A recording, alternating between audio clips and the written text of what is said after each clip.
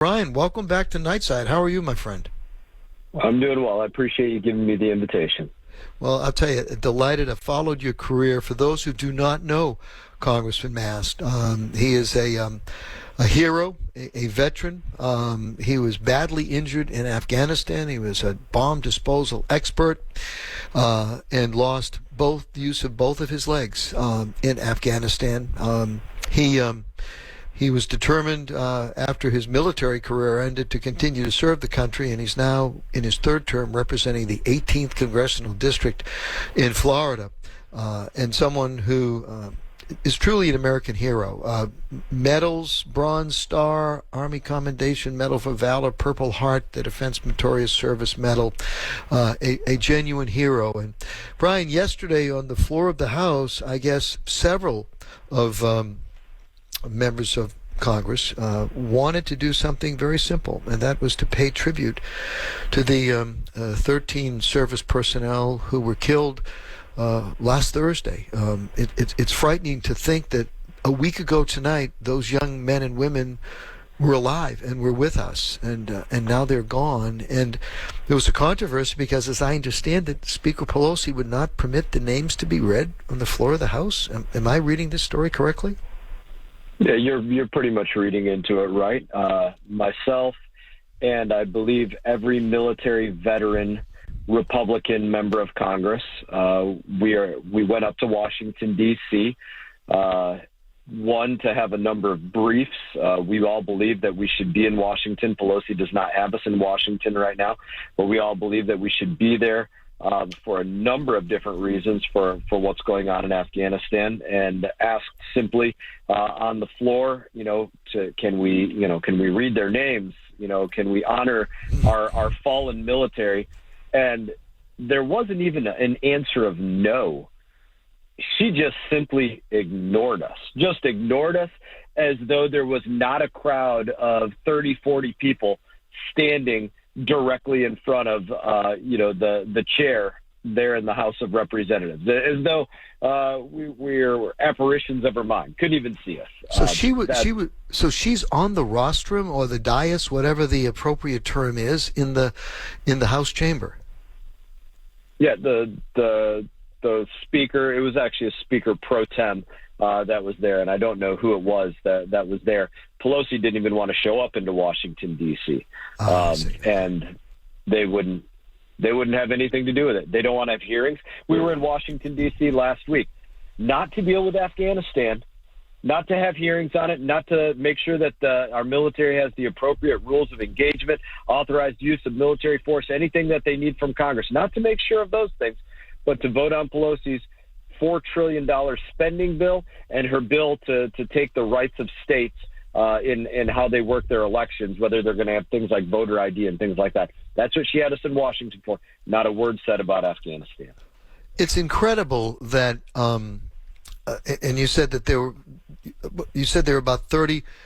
Is that the number? I want to make sure I heard it correctly. 30 members of the Republican House delegation who have served military. None of whom probably have sacrificed what you sacrificed. But 30 or so members who have served and have worn the uniform.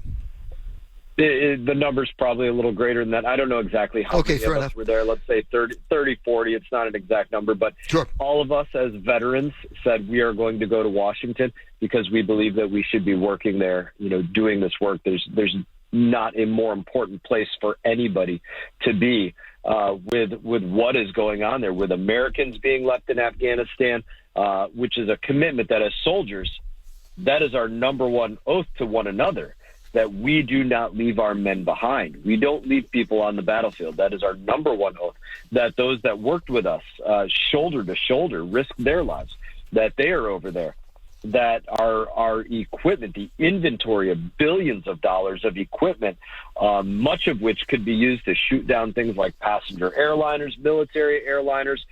You're going to be seeing this equipment resurface, killing civilians and military for years to come.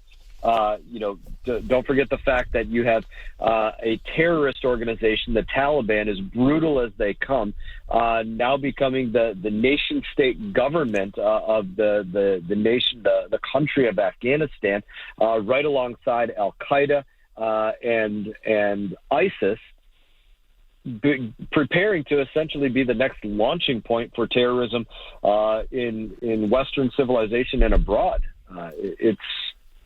There's enough going on there that we need to be there dealing with it. Well, there's two stories that I noticed in the last day or two which have not received a lot of publicity by the mainstream media. One is apparently Joe Biden, I don't know if you've heard this story, in 2008 was on a fact-finding trip to Afghanistan in Kunar province, eastern Afghanistan, February of 2008. And he was there with John Kerry, who at that point was... he was still in the U.S. Senate, and Chuck Hagel, a Republican from Iowa, and their helicopter had a problem, and they had to come down. And there was an Afghan interpreter who led members of the 82nd or Mountain Division, I think, actually the 82nd Airborne Division, not the Mountain Division, the 82nd Airborne, to rescue these guys. That interpreter is still in Afghanistan. And he has made a personal plea. I mean, he saved arguably Joe Biden's life in 2008. And then today, as I understand it, there are 1,200 students, faculty, and staff members of the American University in Kabul, or the American University of Afghanistan, who are stranded there. And I don't see much publicity about this by the mainstream media. To me, it's astonishing. Because, look, they don't want to talk about every single place that this was screwed up and still is screwed up. They don't want to acknowledge the fact that every single time President Biden steps up to the microphone, he and his administration are stepping up to directly lie to people. That's what they're doing. When Joe Biden says this, hey, man, let me be clear. Let me be clear. You can be rest assured that a lie is about to come out of his mouth. When he sends the Secretary of State in front of the camera, not to answer questions, but to read a prepared statement that says the Taliban have committed to not letting terrorists in the country or use it as a launching point. What he's saying is the terrorists committed to not letting terrorists in the country. Directly lying. When you look at everything that he's said, from hey, we gave them the quote most advanced military weaponry to right after that saying that they were going to fall in a week, a month, a year. What idiot would assess that they're going to fall in a week, a month, a year, and leave them the quote most advanced military weaponry? There are now reports that he directly spoke to the leaders in Afghanistan, asking them to downplay what was actually going on in the country because of the optics. We know that all of this happened because of optics, because he wanted to have a photo op on 9/11 saying that, look, he got everybody out by then, instead of trying to get to strategic objectives that actually made the United States and the world safer. And we are at the exact opposite end of that stick because of his incompetence. My guess is Congressman Brian Mast. He's a Republican. He's a hero who lost both of his legs, a bomb disposal expert with the elite Joint Special Operations Command. Congressman, can I hold you for a couple of phone calls? Would you mind spending a few more minutes with us? Not tonight, but I have some more to do here. But I would say this: you keep calling me a bomb disposal expert. I think the fact that I lost 2 legs and a finger can really beg the question otherwise for that one. Well, I'll tell you this: sir, you are an American hero in my book, and you were out there doing your job. And I have friends of mine who have been also bomb disposal experts, and all you need to do is make one goes off prematurely, and you suffer the consequences. I can't imagine the courage that people like you have to muster in order to do what you do. We have a motto. It's as bomb technicians, it's initial success or total failure. You get it right or you get it wrong. There's no in between. It's amazing that you may have lost a couple of legs, Congressman, but you've maintained a sense of humor about it. And I've watched you over these years. It's been many years since you were in my studio in Boston. And I just want to say thanks for being with us tonight.